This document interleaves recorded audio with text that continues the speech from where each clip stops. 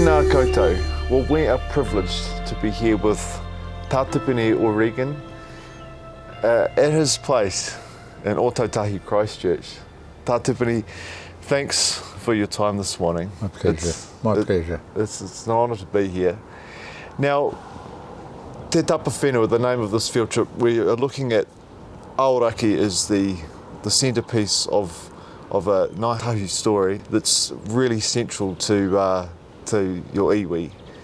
Tell us about that creation story.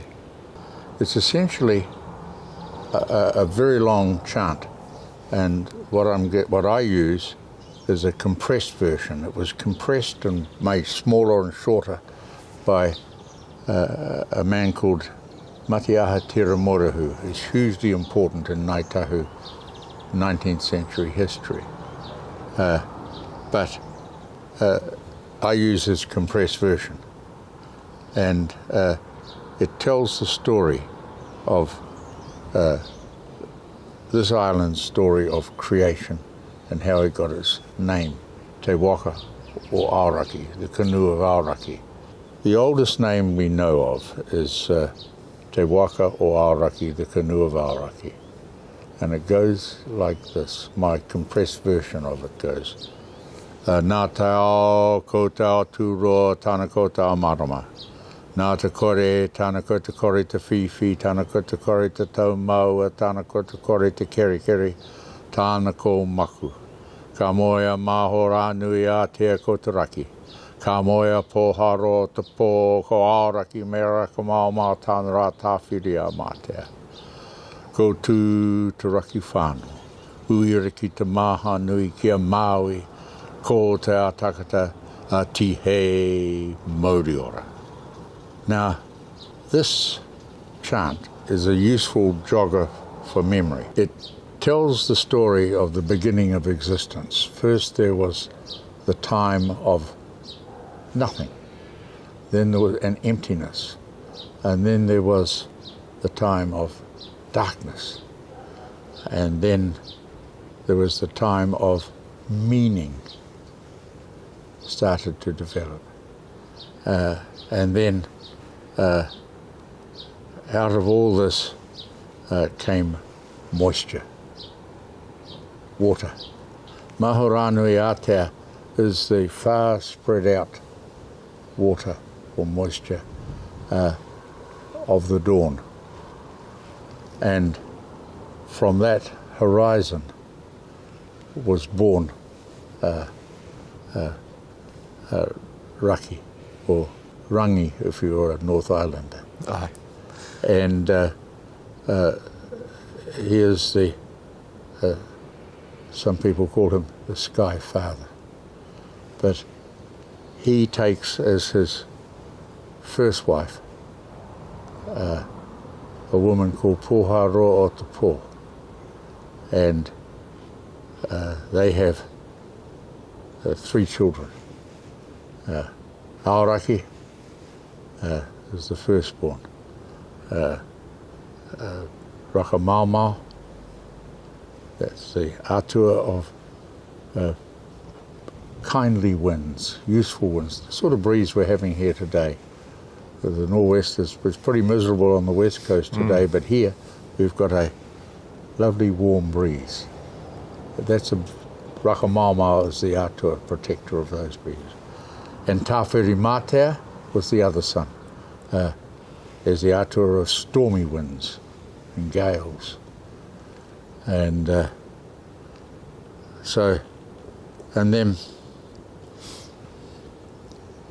Rakamaumau tāna ko Tāwhiri Mātea, ko Tū te Raki Whānau, and then was born Tū te Raki Whānau. We think of him as the mokopuna of Raki, but the mokopuna, the son of Aoraki. Anyhow, the Waka, they weren't very happy because these are the children of the first marriage, and Raki went off and got a second wife and had another family of children, and they weren't getting on too well, I think. That's the way Doesn't sound I like like it. to think of it. So he put, Aoraki put his followers into Te Waka-o-Aoraki, and he voyaged across ocean space. Right. But after a time, he felt it was about time he went home. He was getting a bit moki for his family, and coming to the conclusion that his half-brothers and sisters weren't as bad as he was when they took off. And so he went back, or set out to go back. When he did so, he made a karakia, a chant or a prayer, to lift his waka into the heavens. But I think he must have made a mistake, because it didn't work properly, and the waka was wrecked on an undersea reef. And you know it's true, because if you look at it, Te Waipounamu is flat and low on one side, where it's in the water, and then there's the waka itself running right down through the Alps, through the mountains, all the way south, and then you've got the high side on Taipotini on the west coast. So what became of the brothers? Well, they got turned in. They all climbed up on the side of the wreck, and they stayed there so long, their hair went white. Didn't fall out like mine, mori, and they were all standing. They're all there, frozen in time, and the broken front of the waka is Te Tauihu o te Waka-o-Aoraki, is up facing into Waka-o-Moana or Cook Strait, and right at the other end is the stern post of the waka, Motupohoi, which stands up above Mai Marae, as Bluff Hill, Mai Marae at Te Rauaraha, at Aurua. And so in the chant, after a time, Tūtaraki whānau, who's the child of Aoraki, comes looking for his father. And he comes across the wreck. And he has a huge tangi. Takiaue, we call it, in Kaitahu dialect.